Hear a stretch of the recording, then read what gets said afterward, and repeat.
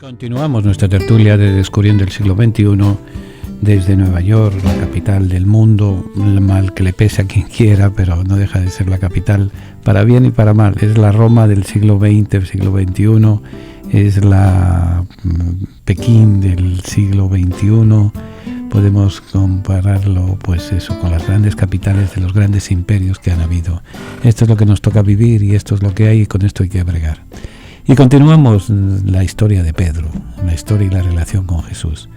Juan nos presenta a Pedro fuera del ambiente del conocimiento de Pedro y de Jesús, fuera del ambiente de la pesca. O sea, son pescadores, de acuerdo, pero parece ser que Pedro le rondaba ciertas inquietudes teológicas, ciertas inquietudes políticas, ciertas inquietudes nacionalistas, porque al fin y al cabo eso era lo que estaba en el ambiente. Era la opinión pública en aquella época. No había prensa, ni radio, ni televisión, pero las inquietudes se pasaban de boca en boca, de voz en voz, y uno que es comerciante. Además, pensemos una cosa importante. Cafarnaún era un punto neurálgico en la Galilea. Cruce. Era cuando se venía desde Egipto, era el cruce hacia Siria. Y Cafarnaún era ese punto, ese pequeño punto, lo que puede hacer una pequeña aldea. De hecho, la palabra Cafarnaún es Kefarnahún, la aldea de Nahún. Pero había pesca, había soldados, había cambio de caballos, había lo que tenía que haber para que fuera difusión de noticias, difusión de inquietudes, difusión de maledicencias, de todo había posible allá. Y por eso no es extraño que Pedro haya sabido, en esa inquietud, haya sabido de Juan el Bautista y haya ido detrás de él, a ver qué es lo que aportaba de nuevo este Juan, que clama en el desierto. Y indirectamente al encontrarse con Juan se encuentra con Jesús. El relato del cuarto evangelio nos enfoca en la vocación de Pedro desde otra perspectiva. No tiene nada que ver la pesca con esta perspectiva. Según Juan, el encuentro entre Jesús y Pedro no se produjo de manera directa, sino a través de una cadena de acontecimientos en los cuales hay una serie de personas. Primero Juan el Bautista se lo presenta a Andrés, y luego Andrés se lo presentó a Pedro. Además, no fue un encuentro imponente como en Marcos, ni maravilloso como en Lucas, sino una cosa ordinaria, común y corriente. Aquí un amigo, aquí otro amigo, aquí, pues, de esas cosas que trae la vida cada día. ¿Por qué Juan lo presenta de esa manera? Porque Juan tiene la idea, destaca cómo es posible encontrarse con el Señor a partir de las cosas más normales, más ordinarias de la vida. No tiene que haber grandes acontecimientos, puede haberlos, porque los puede haber y los hay, pero no todos los días hay un bautizo, no todos los días hay una primera comunión, no todos los días hay una boda, no todos los días hay un funeral. Son el ordo dies, el orden de los días, el ordinario. Ahí es donde es el encuentro. Y quiere recalcar Juan que la vocación no consiste en un golpe emotivo y conmovedor que lo deja a uno prácticamente sin otra opción, como puede ser presentar un hecho milagroso o un acontecimiento impresionante, sino que la invitación a seguirlo es una llamada libre y una llamada inesperada, que se presenta camuflada en los acontecimientos más insospechados de cada día. Ahora, ¿cómo había sucedido realmente el encuentro entre Pedro y Jesús? Probablemente los hechos fueron, pues más o menos podemos elucubrar de esta manera. Cuando Jesús se hizo bautizar por Juan el Bautista en el río Jordán, conoció a Andrés y a Pedro, que eran discípulos discípulos de Juan. Y así pues entablaron amistad. Más tarde Jesús abandonó a Juan y se marchó a Galilea, donde inició su propia actividad como predicador. Al principio actuó solo, iba por libre también, pero más tarde quiso formar un grupo de discípulos a ejemplo de Juan. Mientras tanto, Pedro y Andrés habían retornado a su profesión de pescadores en el lago de Galilea. Y allí fue cuando Jesús los encontró y los conquistó para su proyecto. O sea, el centro del núcleo está en Juan el Bautista. Juan el Bautista está predicando en las orillas del Jordán, en la desembocadura del Jordán sobre el Mar Muerto, en una zona árida, cerca de Jericó, y Jesús va a averiguar, va a eso de averiguado. Tiene una misión Jesús, pero va. Y Pedro y Andrés también van, pero separados cada cual por su cuenta, de Jesús y de... Entonces da la coincidencia que se conocen. De eso, hola, ¿qué tal? ¿Cómo estás? Vamos a conversar, vamos, que te trae por aquí, que te trae por allá, y se impresionaron mutuamente. Jesús siguió, nos cuenta el texto evangélico, que se va al monte al desierto, 40 días, se separa del grupo, y después de reflexionar durante 40 días, comienza su misión, y sabe que su misión está en Galilea. Tiene que empezar y se va a Galilea. Pedro y Andrés se han vuelto a Galilea y entonces se conocen. Jesús va a trabajar a Cafarnaún, está trabajando de carpintero, está trabajando predicando en part-time, un part-time de predicador, un part-time de carpintero, y se encuentran, se hacen encontradizos, y entonces Jesús los invita, vénganse a mi proyecto. Había habido un primer contacto, había habido un primer encuentro con Juan, y más o menos saben que participaban de las mismas ideas. Las mismas ideas eran bien sencillas, esperaban un cambio en Israel, porque ya no aguantaban más. En la invasión de los romanos, la invasión de los griegos, en la corrupción en Jerusalén, en el cumplimiento de las profecías, la explotación del pobre, una serie, sobre todo del pobre agrícola. Fíjense que pocos milagros se hacen y pocas referencias hace Jesús del mundo de la pesca, pero se hace mucha referencia del mundo de la agricultura, la explotación de los agricultores. Y ahí es donde viene el encuentro y la continuación. Ahora, hay un enigma en la vida de Pedro, hay muchos, pero sobre todo uno curioso, y es su cambio de nombre. Sabemos que se llamaba Simón. ¿Por qué se llamaba Simón? Porque está en ese ambiente de lucha nacionalista, de lucha de identidad propia, de identidad nacional. Había la costumbre de poner nombres de héroes bíblicos. Miriam es la hermana de Moisés, María. Simón era uno de los hijos de Jacob, Rubén, Simón y Simeón es el mismo. Rubén, Simeón, Leví, Judá, Dan, Neftalí, Gad, Aser, Isaacar, Zabulón, José y Benjamín. De esos 12 nombres van a salir infinidad de nombres después, de judíos que van a tener esos nombres. Y por eso Simón, Jesús le cambia el nombre. Y le va a llamar Cefas, en arameo. Ahora, ¿cuándo sucedió esto? También los evangelios tienen 3 versiones. Según Juan, como ya vimos, fue en el primer encuentro que tuvieron cuando Andrés lo llevó ante Jesús. Porque en ese momento Simón comenzaba una nueva etapa en su vida y necesitaba un nombre nuevo.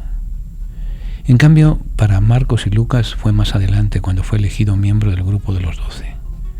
Eligió a 12 para que estuvieran con él y para enviarlos a predicar y expulsar demonios.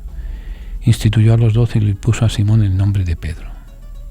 Marcos y Lucas nos cuentan esta narración. Finalmente, Mateo es el que cuenta la versión más conocida. En cierta oportunidad Jesús preguntó a los apóstoles qué opinaban de él. Era cuando estaban en Cesarea de Filipo, en Banias, un lugar muy interesante porque es un lugar de culto de los dioses griegos, del dios Pan, de dioses de la naturaleza. Y entonces en ese ambiente politeísta, Jesús hace la pregunta, ¿quién soy yo? Y Simón contesta, tú eres el Mesías. Y con la misma Jesús le recontesta, y yo te digo que tú eres Pedro, y sobre esta piedra edificaré mi iglesia. Así, según nos lo presenta Mateo, el nuevo rol de Pedro comienza cuando Jesús lo elige como fundamento y pilar de su nueva iglesia, de la nueva comunidad. Ahora, es posible también aquí saber cuál de las 3 tradiciones es la histórica, porque hay una histórica y hay otra teológica, o sea, aquellos que quieren decirnos, como Marcos, ven, y el seguimiento de Jesús no hay que pensárselo 2 veces, vamos. resulta difícil saber cuál es realmente la histórica sobre la cual han construido después las otras narraciones. Incluso algunos descalifican las 3 versiones y piensan que no fue Jesús el que le puso a Simón el nombre de Pedro, sino que se lo pusieron los primeros cristianos. ¿Y cuándo lo pusieron? Cuando después de la resurrección del Señor, Pedro se convirtió en el principal dirigente de las comunidades y, por tanto, siguiendo la tradición judía, en la piedra angular sobre la que ellos se apoyaban. Pero no cuela, no es difícil entender que los primeros cristianos, conociendo lo débil y cobarde que Pedro había sido durante la pasión y muerte de Jesús, y las 3 veces que lo había negado, le hayan puesto precisamente el nombre de piedra, roca. Solo se entiende que lo llamaron así si este nombre provenía del mismo Jesús. O sea, van a poner...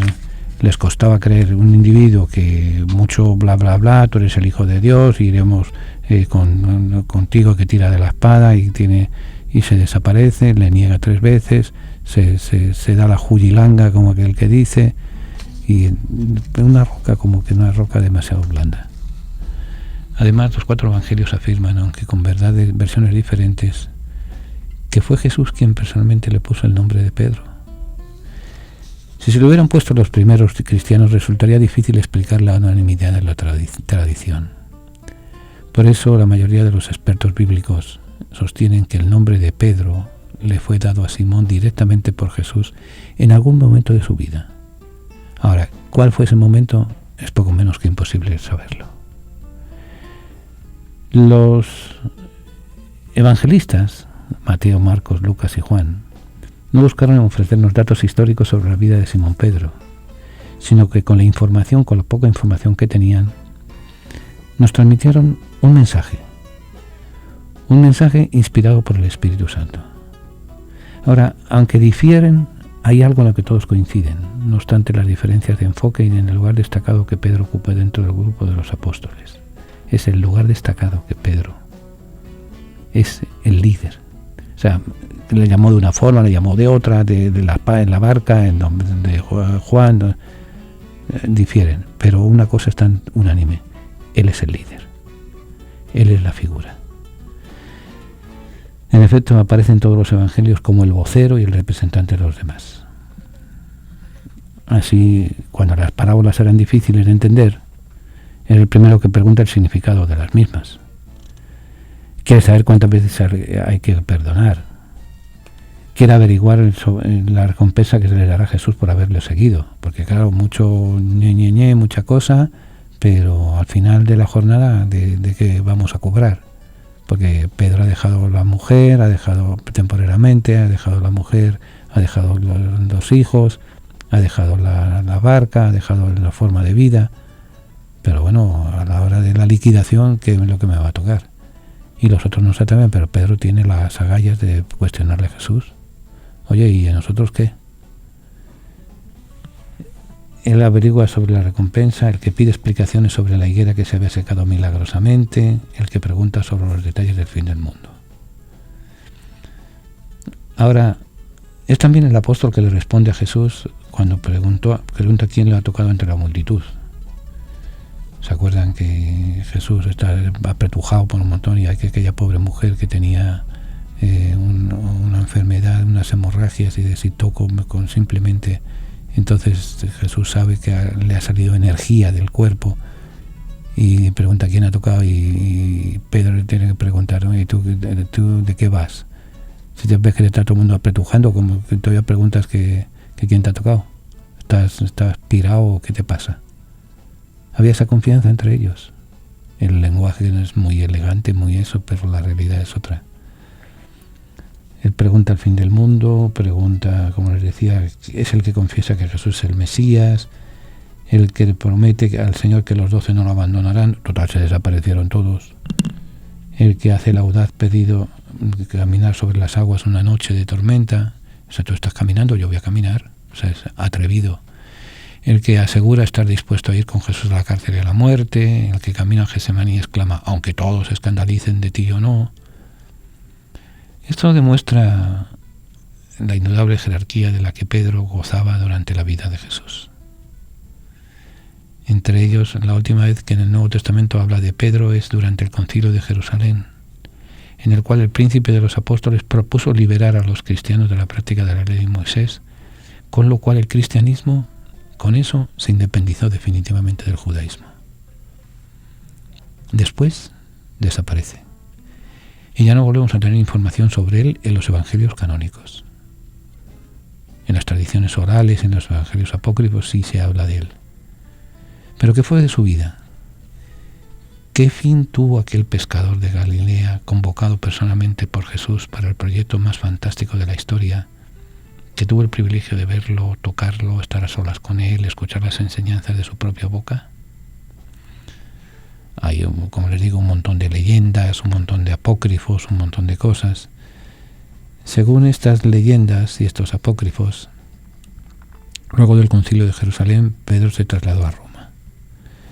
Allí convirtió con su predicación a las 4 concubinas del prefecto romano Agripa, las cuales abandonaron su modo de vida y siguieron a Jesús. También convirtió a Xantipa, la favorita del emperador, quien decidió vivir desde entonces en castidad perpetua. Estos son leyendas, pero leyendas que son curiosas.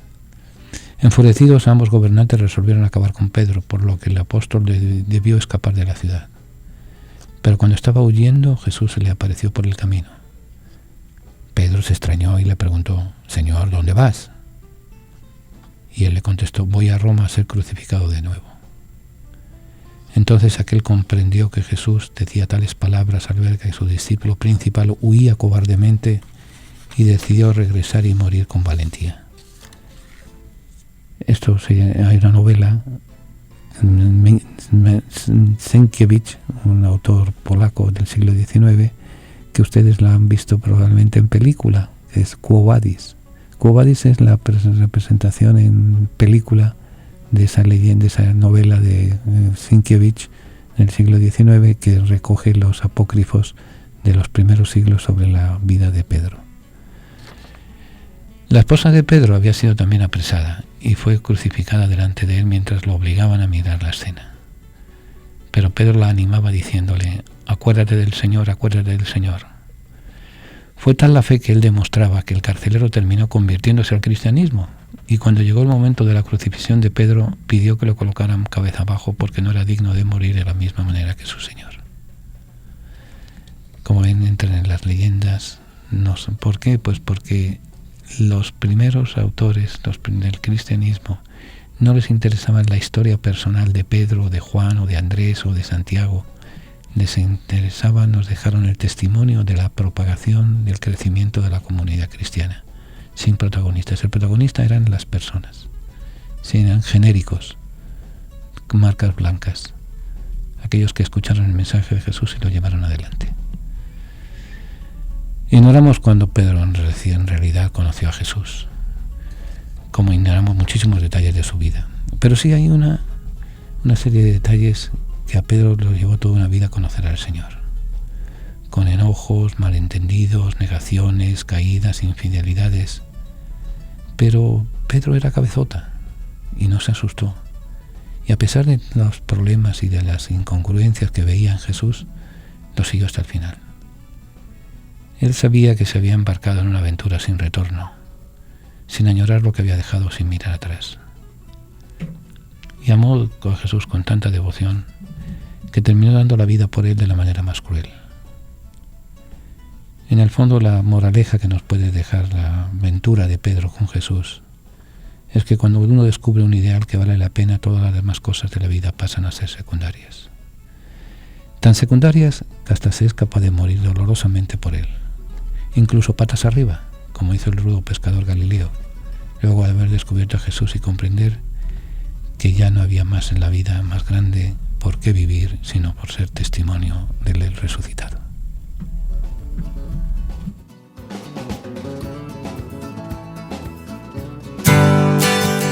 La palabra tertulia significa encuentro de amigos que conversan sobre las cosas de la vida, alegrías, penas, esperanzas, tristezas, de todo aquello que nos hace más humanos, porque nada humano le es ajeno al creyente. La tertulia del siglo XXI es eso, un encuentro que llevamos a cabo desde la ciudad de Nueva York, la capital del mundo. Queremos que cada persona que nos escuche se sienta en familia, en grupo, en amistad. Conéctate con nosotros. Para mayor información, favor de comunicarse con las oficinas de Descubriendo el Siglo XXI. Apartado de correos 1170 Nueva York 118 o a nuestro teléfono 212-244-4778. Estamos para servirles y para ayudarles. Y desde la tertulia vamos a seguir compartiendo alegrías y esperanzas, penas y tristezas, porque nada humano nos es ajeno.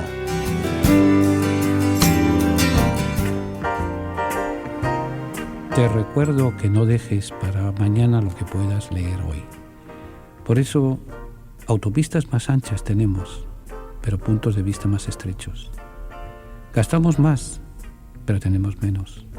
Compramos más, pero disfrutamos menos. Tenemos casas más grandes, pero familias más pequeñas. Más compromisos, pero menos tiempo. Tenemos más títulos, pero menos sentido común. Más conocimiento, pero menos criterio. Más expertos, pero más problemas. Más medicina y menos salud. Hemos multiplicado nuestras posesiones, pero hemos reducido nuestros valores. Hablamos mucho, amamos poco, odiamos demasiado. Aprendimos a armar una vida, pero no a vivirla plenamente. Hemos llegado a la luna y regresamos. Pero tenemos problemas a la hora de cruzar la calle y conocer a nuestro vecino. Hemos conquistado el espacio exterior, pero no el interior. Limpiamos el aire, pero contaminamos nuestras almas. Tenemos mayores ingresos, pero menos moral. Hemos aumentado la cantidad, pero no la calidad. Estos son tiempos de personas más altas con caracteres más débiles, con más libertad, pero menos alegría, con más comida, pero menos nutrición. Son días en los que llegan 2 sueldos a casa, pero aumentan los divorcios. Son tiempos de casas más lindas, pero hogares rotos. Un tiempo con demasiado en la vidriera y poco de puerta adentro. Y es un tiempo en que la tecnología puede hacerte llegar este mensaje y al mismo tiempo puedes decidir marcar la diferencia, apretar o eliminar. No guardes nada para una ocasión especial. Cada día que vives es una ocasión especial. Por eso lee más y limpia menos. Siéntate en la terraza y admira la vista sin fijarte únicamente en las malas hierbas. Pasa más tiempo con tu familia y amigos y menos tiempo trabajando. La vida es una sucesión de experiencias para disfrutar, no para sobrevivir. Usa tus copas de cristal. Ponte tu nueva ropa para ir al supermercado. No guardes tu mejor perfume para esa fiesta especial. Úsalo cada vez que te den ganas de hacerlo. Las frases algún día, uno de estos días, quítalas de tu vocabulario. Si vale la pena hacerlo, oírlo o verlo, quiero poder disfrutar ahora. Si supiéramos el tiempo de vida que nos queda, seguramente desearíamos estar con nuestros seres queridos. Iríamos a comer nuestra comida preferida. Visitaríamos los sitios que amamos. Son pequeñas cosas las que nos harían enojar si supiéramos que nuestras horas están limitadas. Enojados porque dejamos de ver a nuestros mejores amigos. Enojados porque no escribimos aquellas cartas que pensábamos escribir. Uno de estos días, enojados y tristes, porque no dijimos a nuestros padres, hermanos, hijos, sobrinos, amigos, cuánto los queremos. Por eso, no intentes retardar o detener o guardar nada que agregaría risa y alegría a tu vida.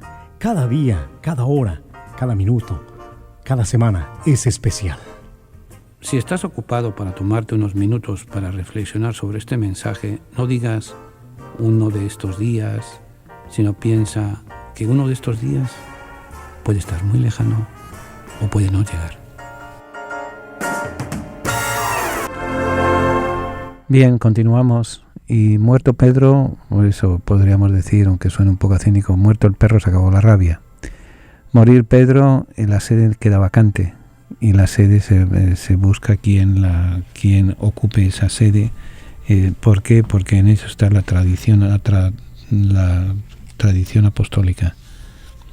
A Pedro lo va a sustituir Lino, a Lino Anacleto Clemente, a Clemente Evaristo.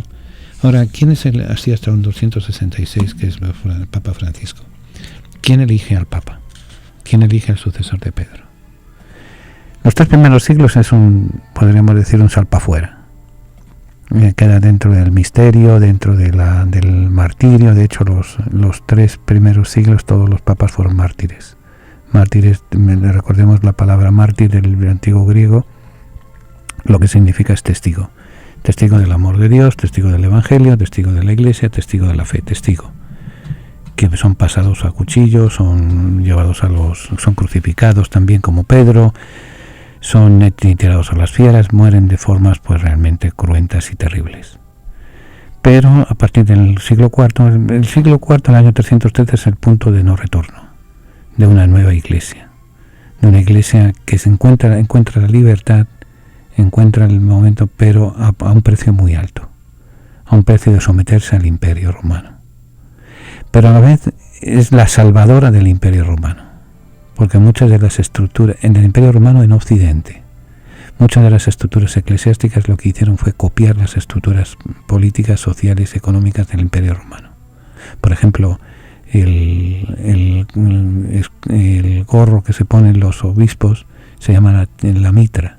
La mitra era el gorro que usaban los gobernadores romanos, los gobernadores de las provincias romanas. El mismo argot, la curia romana, la curia era la forma parte del gobierno romano, del senado romano. El pontífice máximo, Pontifex Maximus, era el emperador, era el que hacía los puentes entre los dioses y la comunidad romana. Ese va a ser el título que va a tomar el sucesor de Pedro, el Pontifex Maximus. O sea, hay como decía una señora, una cocinera que teníamos en el seminario, una mixtura de mundo romano, de mundo religioso, de mundo político, y así ha llegado hasta nosotros. Pero los 3 primeros siglos era en la comunidad se escogía a un líder que se le ponía al frente de la iglesia, al frente de la comunidad romana, al frente de los cristianos de Roma. Los datos son tanto discordantes porque no hay, ahí les digo, hay un silencio allí debido a las persecuciones. Según algunos autores, el Papa Gelasio, que dura desde el 492 al 496, es el primero que crea cardenales. ¿Pero qué es un cardenal?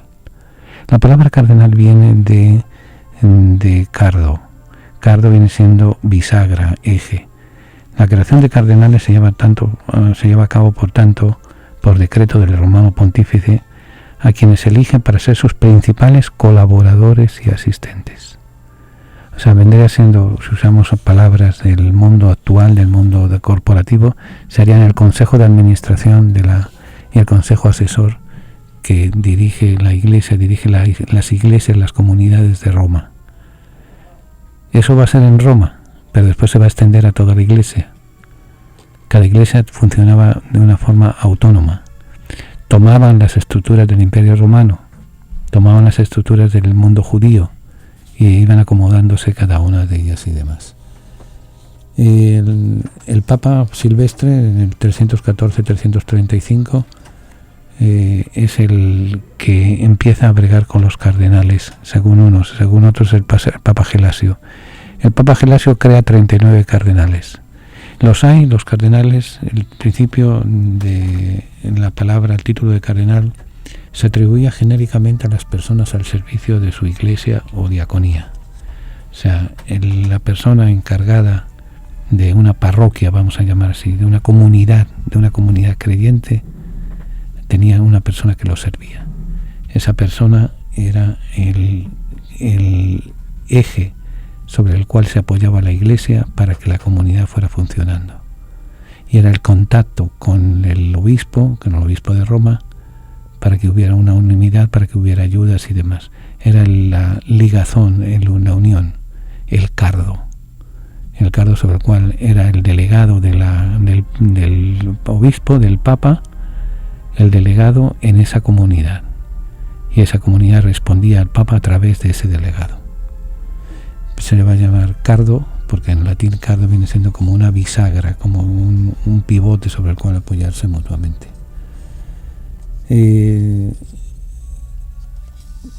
El título de diaconía es el que se le da en un primer momento a estos cardenales.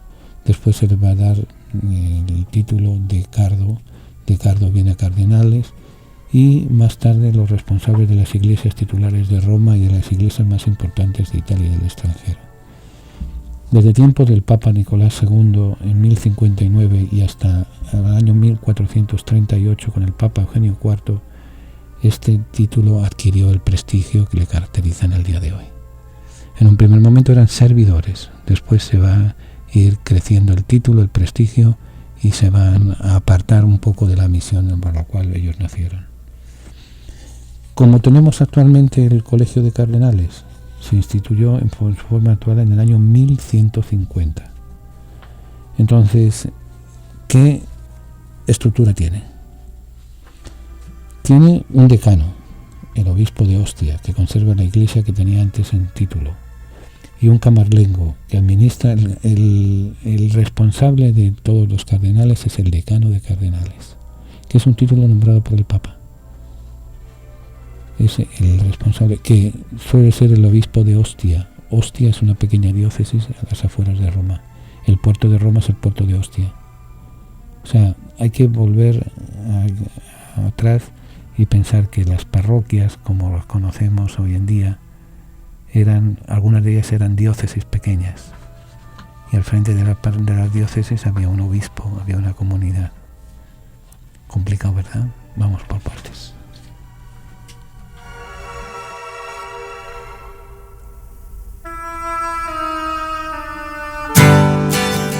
La palabra tertulia significa encuentro de amigos que conversan sobre las cosas de la vida, alegrías, penas, esperanzas, tristezas, de todo aquello que nos hace más humanos, porque nada humano le es ajeno al creyente. La tertulia del siglo XXI es eso, un encuentro que llevamos a cabo desde la ciudad de Nueva York, la capital del mundo. Queremos que cada persona que nos escuche se sienta en familia, en grupo, en amistad. Conéctate con nosotros. Para mayor información, favor de comunicarse con las oficinas de Descubriendo el Siglo XXI. Apartado de correos 1170 Nueva York 118, o a nuestro teléfono 212-244-4778. Estamos para servirles y para ayudarles. Y desde la tertulia vamos a seguir compartiendo alegrías y esperanzas, penas y tristezas, porque nada humano nos es ajeno.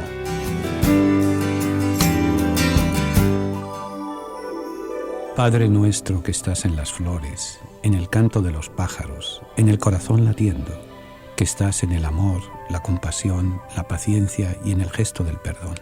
Padre nuestro que estás en mí, en mi familia, en mis amigos y amigas, que estás en ese que yo amo, en ese que me hiere, en aquel que busca la verdad. Santificado sea tu nombre, adorado y glorificado por todo lo que es bello, bueno, justo, honesto, de buen nombre y misericordioso. Venga a nosotros tu reino de paz y justicia, fe, luz, amor. Sé el centro de mi vida, de mi hogar, de mi familia, de mi trabajo, de mi estudio. Hágase tu voluntad, aunque mis ruegos reproducen a veces más mi orgullo, mi ego, que mis necesidades reales. Perdóname todas mis ofensas, mis errores, mis faltas, mis pecados y ofensas contra ti, contra mí mismo y contra los que me rodean. Perdona cuando se vuelve frío mi corazón. Perdóname, así como yo con tu ayuda perdono a aquellos que me ofenden, incluso cuando mi corazón está herido. No me dejes caer en las tentaciones de los errores, de los vicios, de la crítica, el juicio, el chisme, la envidia, la soberbia, la destrucción y el egoísmo. Y líbrame de todo mal, de toda violencia, de todo infortunio, de toda enfermedad. Líbrame de todo dolor, de toda tristeza, angustia y de toda desilusión. Pero aún si de tales dificultades ves que son necesarias en mi vida, que yo tenga la fuerza y el coraje de decir: gracias, Padre, Señor del Rey del Universo, por esta lección. Que así sea. Amén.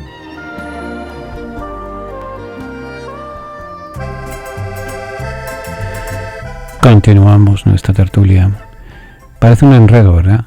Pero es sencillo, pero como los eclesiásticos siempre tienen que enredar las cosas para complicarlas, darle vueltas a las cosas, pues parece, o sea, en el fondo La comunidad a partir del 313 empieza a vivir en paz, empieza a tranquilizarse, empieza a organizarse y surgen pues pequeñas comunidades fuera de la ciudad de Roma, pero en el área romana, en la provincia romana. Esas pequeñas comunidades reciben el nombre de diócesis, que son 6: Albano, Frascati, Ostia, Palestrina, Porto Santa Rufina y Velletri Segni, que son las que se llaman las suburbicarias, las que están debajo de la urbe de la ciudad de Roma. Entonces eran ayudantes, colaboradores, y podían ser seglares, no necesariamente tenían que ser diáconos, no tenían que ser obispos, no tenían que ser sacerdotes, y había mezcla de ambos. Eran servidores del Papa, consejeros del Papa, consejeros de administración del Papa, que conocían, pues cada uno era experto en una materia y formaban el consejo de administración, por así decir, en palabras de hoy en día, del papado. Ellos van a ser los que van a elegir el Papa junto con el pueblo. Las elecciones del papado va a ser hasta entrado el siglo XI, o sea, los 1000 primeros años, el sucesor de Pedro era elegido por el pueblo de Roma. Se pedía la opinión de los cardenales, pero no era decisiva. Va a ser posteriormente, cuando ya se pone a partir del siglo VI, empiezan ya a reestructurarse. Ya se denomina cardenales a los obispos, sacerdotes y diáconos de la diócesis de Roma, que están al frente de una iglesia o de una diaconía. Desde el siglo VIII este título se reserva a los sacerdotes que forman parte del clero de la Iglesia Catedral de Roma, y la Iglesia Catedral de Roma es San Juan de Letrán. Esa era la que tenía exclusiva del Senado del Papa. En el siglo XI el Papa León IX hace exclusiva la facultad de elegir al romano pontífice a los cardenales. O sea, en el siglo IX. Hasta ese momento era el pueblo. Es el siglo IX con el Papa, decreto del Papa León IX, en que el Papa lo eligen los cardenales. El Papa se reserva la facultad de nombrar cardenales y se amplía el ámbito geográfico de los nombrados. Entre los siglos XIII al XVI, el número de cardenales no pasaba de 30. En la Constitución Pascuam Verus del 3 de diciembre de 1586, el Papa Sixto V fija un número máximo de 70 cardenales que empiezan a contar ya con una mayor presencia de la universalidad de la Iglesia. Los cardenales podían ser laicos, sacerdotes o obispos. El Papa Juan XXIII, mediante el motu proprio cum gravissima, establece que todos los cardenales deben ser obispos, manteniendo el número de 70 cardenales y ampliando su universalidad. El Papa Pablo VI, con el motu proprio ad purpuraturum patrum, de 11 de febrero de 1965, determinó el puesto de los patriarcas orientales en el colegio cardenalicio.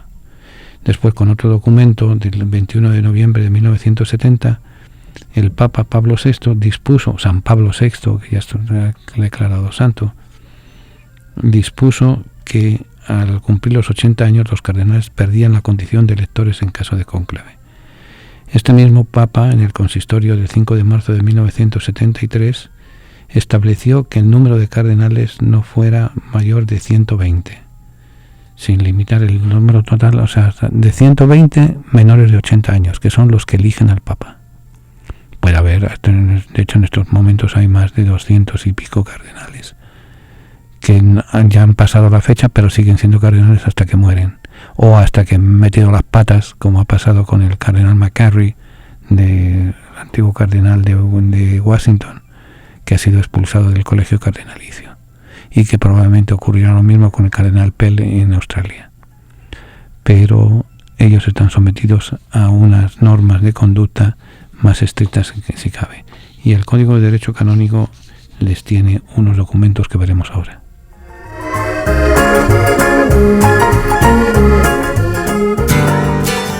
La palabra palabra tertulia significa encuentro de amigos que conversan sobre las cosas de la vida, alegrías, penas, esperanzas, tristezas, de todo aquello que nos hace más humanos, porque nada humano le es ajeno al creyente. La tertulia del siglo XXI es eso, un encuentro que llevamos a cabo desde la ciudad de Nueva York, la capital del mundo. Queremos que cada persona que nos escuche se siente en familia, en grupo, en amistad. Conéctate con nosotros. Para mayor información, favor de comunicarse con las oficinas de Descubriendo el siglo XXI. Apartado de correos 1170 Nueva York 118 o a nuestro teléfono 212-244-4778. Estamos para servirles y para ayudarles. Y desde la tertulia vamos a seguir compartiendo alegrías y esperanzas, penas y tristezas, porque nada humano nos es ajeno. Escalones hacia la felicidad. Recuerda, no puedes ser todo para todas las personas. No puedes hacer todas las cosas al mismo tiempo. No puedes hacer todas las cosas igual de bien. No puedes hacer todas las cosas mejor de lo que lo hacen los demás. Tú las haces a tu manera.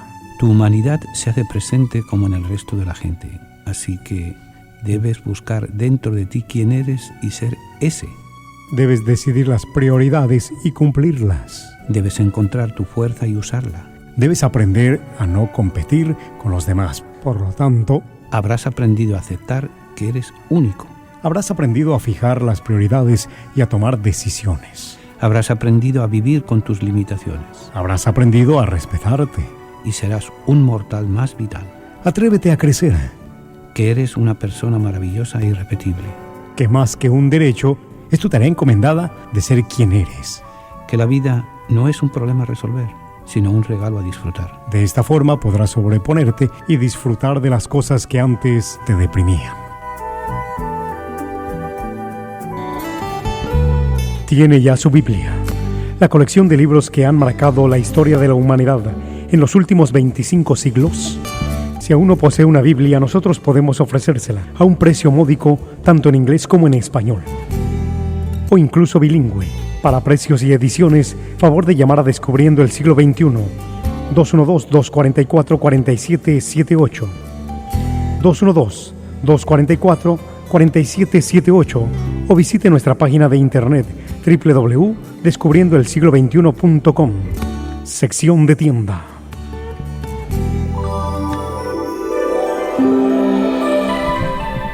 Continuamos nuestra tertulia. Y el Código de Derecho Canónico establece las responsabilidades de los cardenales. Así, por ejemplo, el Canon 349 afirma: los cardenales de la Santa Iglesia Romana constituyen un colegio especial cuya responsabilidad es proveer a la elección del romano pontífice, de acuerdo con la norma del derecho peculiar. Asimismo, los cardenales asisten al romano pontífice tanto colegialmente, cuando son convocados para tratar juntos cuestiones de más importancia, como personalmente, mediante las distintas funciones que desempeñan, ayudando sobre todo al Papa en su gobierno cotidiano de la Iglesia Universal.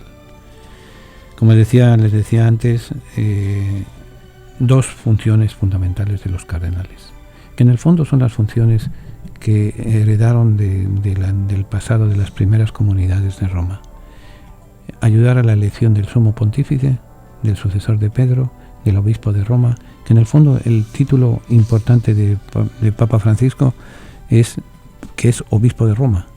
Ese es su mérito y ese es su título y es eso, que Roma tiene influencia en el sentido grande en la doctrina, de acuerdo, pero la disciplina tiene una manga ancha, por así decir, o una benignidad o una diversidad que puede adaptarse a cada momento y a cada circunstancia. Pero cuando hay problemas, se va a donde Pedro, se va al Papa. Primero, elegirlo. Segundo, aconsejarlo. Que después haga uno acaso los consejos. Pues mire, eso ya ha habido en la historia de la Iglesia, ha habido papas que eran enfermos, ha habido papas que eran locos, ha habido papas que eran mujeriegos, ha habido papas que eran santos. ¿Por qué? Pues porque son elegidos por seres humanos que... como decía aquel autor que repite después el Vaticano II, la Iglesia es santa y pecadora. Santa porque tiene su fundamento en Cristo y pecadora porque está hecha por seres humanos que somos pecadores. Porque piensan que los papas no son pecadores, y los sacerdotes y los diáconos y los cardenales y toda la curia romana. Casi a finales del siglo XVI es cuando empiezan a variar el quién compone o quién no compone el título de cardenal, y sigue creciendo al ritmo de los sucesivos desarrollos de la Iglesia.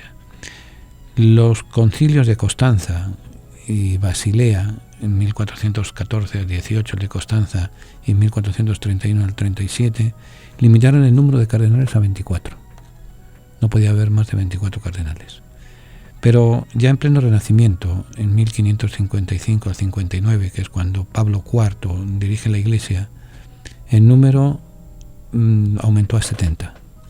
Y después a 76 bajo Pío IV, en 1559-65. Sixto V, con la Constitución Pascuam Verus de 1586, fijó el número de cardenales hasta 70. Y así va desde el siglo XVI hasta Pablo VI, va a quedarse en 70 el número de cardenales. En 1973 el Papa Pablo VI decide que entonces que el número de cardenales no exceda de 120 cardenales electores, cardenales menores de 80 años. Y los mayores de 80 años, pues puede haber todos los que quiera. Ahora hay casi 70, 80 de mayores de 80 años. El Cano 350 afirma: el colegio cardenalicio se divide en 3 órdenes. O sea, ya tenemos el número 120. Ahora, ¿qué hacen? Se divide en 3 órdenes. El orden episcopal, el que pertenece a los cardenales a quien el romano pontífice asigna como título una iglesia suburbicaria, los patriarcas orientales adscritos al colegio cardenalicio, el orden presbiteral y el diaconal. O sea, estamos jugando con títulos honoríficos, títulos de iglesias que ya no existen. Bueno, no existen. Cada cardenal tiene que tener una parroquia en Roma. El titular de la parroquia es su sede, por lo cual justifica que es asesor del Papa. Son tradiciones que hoy en día pues no vienen a cuento, pero se siguen conservando como tradiciones. Entonces, las 7 iglesias más importantes, que eran las que eran diócesis al comienzo, suburbicarias, son los que tienen el grado de obispo, de cardenal obispo. Las otras parroquias pues son cardenal sacerdote, cardenal diácono. Es el mismo título, es el rango que pueden ocupar y demás, pero no tiene más importancia. Son todos cardenales con los mismos derechos, las mismas obligaciones, los mismos deseos de santidad y los mismos deseos de servir a la Iglesia.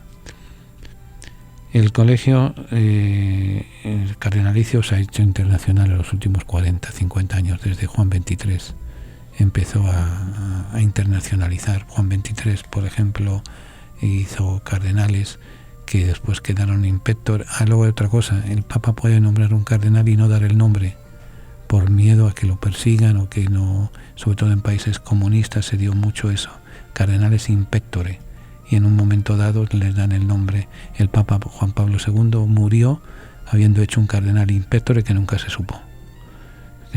supo quién fue, pero que tienen los mismos derechos si se llegara a saber.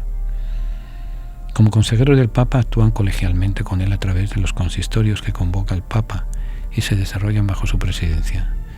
Los consistorios pueden ser ordinarios o extraordinarios. En el consistorio ordinario se reúnen los cardenales presentes en Roma. El Papa convoca estos consistorios para hacer consultas sobre cuestiones importantes o para dar solemnidad especial a algunas celebraciones. Al consistorio extraordinario son llamados todos los cardenales y se celebra cuando lo requieren algunas necesidades especiales de la Iglesia a mayor brevedad posible. La palabra tertulia significa encuentro de amigos que conversan sobre las cosas de la vida, alegrías, penas, esperanzas, tristezas, de todo aquello que nos hace más humanos, porque nada humano le es ajeno al creyente. La tertulia del siglo XXI es eso, un encuentro que llevamos a cabo desde la ciudad de Nueva York, la capital del mundo. Queremos que cada persona que nos escuche se sienta en familia, en grupo, en amistad. Conéctate con nosotros. Para mayor información, favor de comunicarse con las oficinas de Descubriendo el Siglo XXI, apartado de correos 1170 Nueva York, 118, o a nuestro teléfono 212-244-4778. Estamos para servirles y para ayudarles. Y desde la tertulia vamos a seguir compartiendo alegrías y esperanzas, penas y tristezas, porque nada humano nos es ajeno.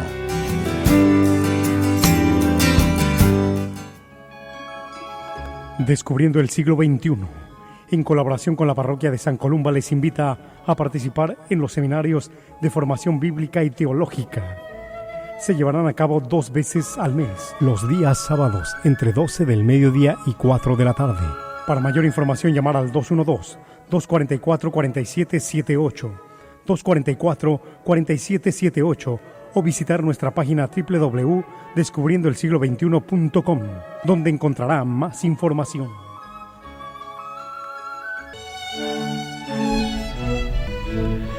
Continuamos nuestra tertulia y recordamos que el día 1 de septiembre es la misa en honor del Divino Niño, es el cumpleaños del Divino Niño, al cual les esperamos a todos ustedes que participen en la celebración de la Eucaristía. ¿Cuándo fue el primer cardenal americano? Cuando digo americano, de todo el continente americano. Fue un cardenal de habla inglesa, McCloskey, arzobispo de Nueva York, que fue elegido cardenal en 1875. El primer latinoamericano que recibe el cardenalato lo es el cardenal Joaquín Arcoverde de Albuquerque Cavalcanti. Nació en 1850 y murió en 1930, o sea, 80 años de vida tuvo. Y era nacido en Pernambuco, en Brasil, y fue elegido al cardenalato, creado cardenal sacerdote en el consistorio de diciembre 11 de 1905. Recibió el capelo cardenalicio y nombrado titular de la iglesia de San Bonifacio y San Alessio. La tomó posesión en diciembre 14 de 1905. Participó en los conclaves de 1914, que eligió a Benedicto XV, y en el conclave de 1922, que eligió al Papa Pío XI. Ese es el primero latinoamericano como tal. El segundo, también brasileño, Sebastião Lene da Silveira Cintra, que vivió en 1882-1942. El tercer latinoamericano es Santiago Luis Copello, argentino, que vivió de 1880 a 1967. Luego después entra ya el pontificado de Juan XXIII y entra, podríamos decir eso, la tira de hoy en día prácticamente todos los países latinoamericanos tenemos representación cardenalicia, representación en el Colegio de Cardenales. La idea, ¿cuál es? Pues la idea es que sea cada vez más universal en la marcha de la Iglesia, en la representación de la Iglesia, porque ellos van a ser los que elijan, primero los que sean consultados por el Papa en temas de diversa índole, en temas que afectan a la Iglesia. Se quiere crear con ellos una especie de colegialidad, grupo de selecto de los pensadores, de las asociaciones esas que hay, los think tank, grupos que deciden, se les consulta y por su sabiduría pastoral y por su experiencia pastoral asesoran al Papa. Y el Papa Francisco lo que está haciendo es nombrando cardenales a sacerdotes o obispos de la periferia. Ha habido siempre representaciones cardenalicias, el número en Europa, sobre todo los italianos, son los que más número de cardenales tienen en vigencia actualmente. Pero Francisco está llamando, no está nombrando cardenales a personas del tercer mundo. En África, en Asia, en América Latina, por ejemplo, ha nombrado cardenal de Panamá a un sacerdote, a un obispo español que lleva muchos años trabajando en Panamá, pero la idea es las periferias también tienen voz en la Iglesia y por eso el Papa Francisco ha querido dársela. La palabra tertulia significa encuentro de amigos que conversan sobre las cosas de la vida, alegrías, penas, esperanzas, tristezas, de todo aquello que nos hace más humanos, porque nada humano le es ajeno al creyente. La tertulia del siglo XXI es eso, un encuentro que llevamos a cabo desde la ciudad de Nueva York, la capital del mundo. Queremos que cada persona que nos escuche se siente en familia, en grupo, en amistad. Conéctate con nosotros. Para mayor información, favor de comunicarse con las oficinas de Descubriendo el Siglo XXI. Apartado de correos 1170 Nueva York 118 o a nuestro teléfono 212-244-4778. Estamos para servirles y para ayudarles. Y desde la tertulia vamos a seguir compartiendo alegrías y esperanzas, penas y tristezas, porque nada humano nos es ajeno.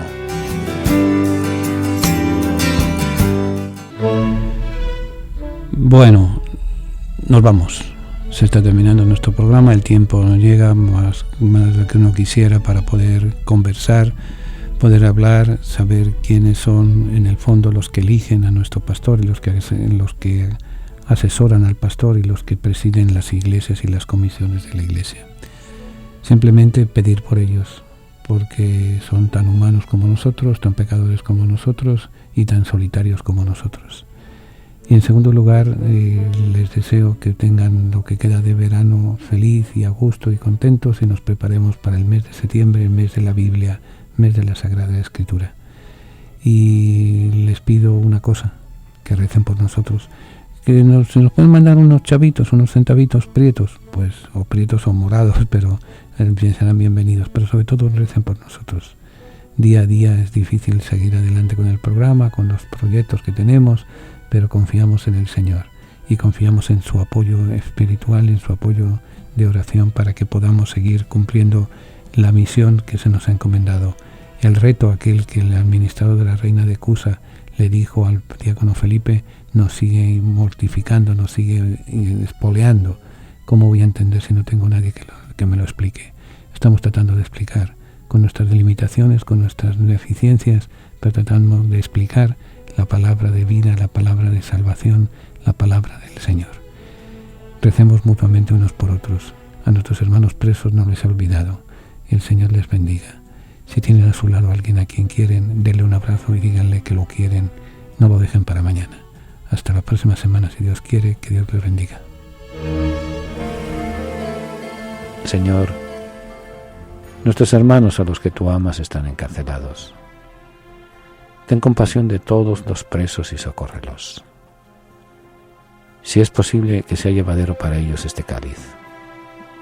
Pero no se haga nuestra voluntad sino la tuya. Haznos sensibles a las necesidades de nuestros hermanos encarcelados y haznos comprensivos con sus limitaciones. Ayúdanos a hacerle más llevadera la sentencia. Señor, a los que amas están encarcelados. Toda su familia está también sufriendo. Haz que nunca pierdan la confianza y la esperanza en ti. Amén. Hasta el próximo jueves, si Dios quiere. Que Dios les bendiga.